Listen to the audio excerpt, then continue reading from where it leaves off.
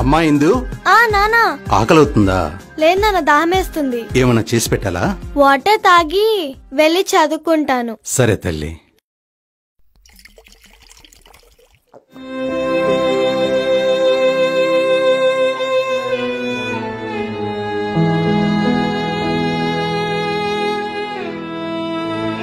ఏంటి పరిస్థితి? ఉన్న ఒక్క కూతురికి తిండి పెట్టలేకపోతున్నాను. నా కూతురు చదువు కోసం ఎన్ని రోజులైనా ఇలా కష్టపడతాను.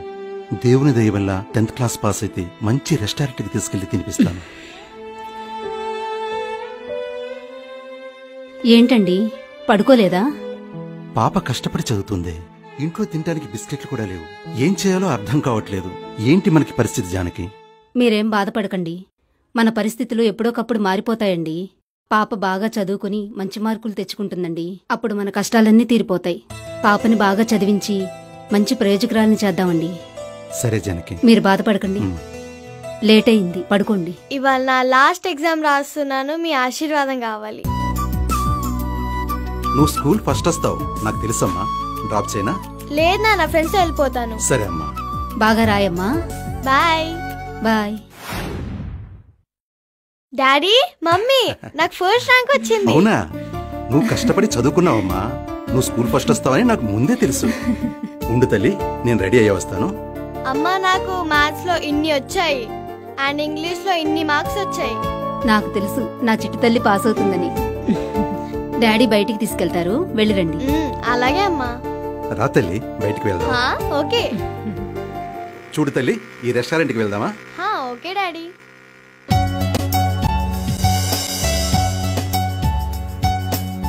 ఇక్కడ కూర్చున్నాం తల్లి. అలాగే డాడీ. డాడీ, ఈ హోటల్ ఎంత బాగుందో కదా. అవునమ్మా. బాబు ఇట్రా.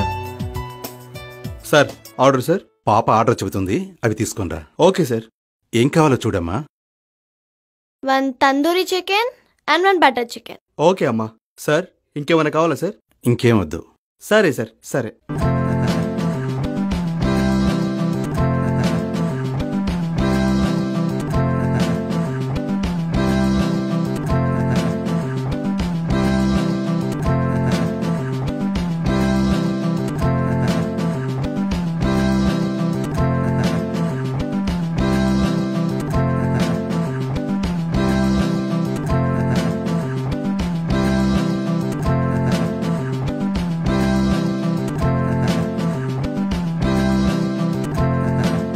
కావాలా సార్?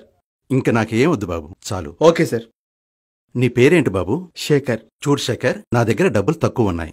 ఈ రోజు నా కూతురు 10th క్లాస్ ఫస్ట్ క్లాస్ లో పాస్ అయింది. అందుకే మీ హోటల్ కి తినిపించడానికి తీసుకొచ్చాను. చాలా మంచిది సార్. మమ్మీ, వాళ్ళ పాప 10th క్లాస్ లో ఫస్ట్ క్లాస్ లో పాస్ అయిందంట.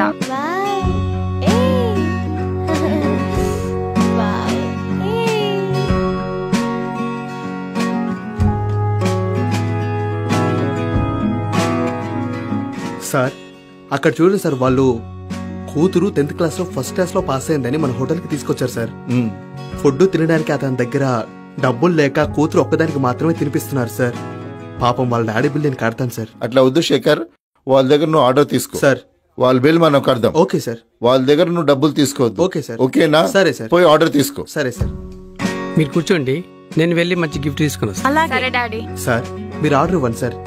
హోటల్ తరపు నుంచి మేమే బిల్ పే చేస్తాం సార్. అవునా? Thank you very much. Okay sir. Congrats. Thank you. మీ పాప 10th క్లాస్ ఫస్ట్ క్లాస్ లో పాస్ అయినందుకు మా తరపున చిన్న థ్యాంక్ యూ సార్. హలో.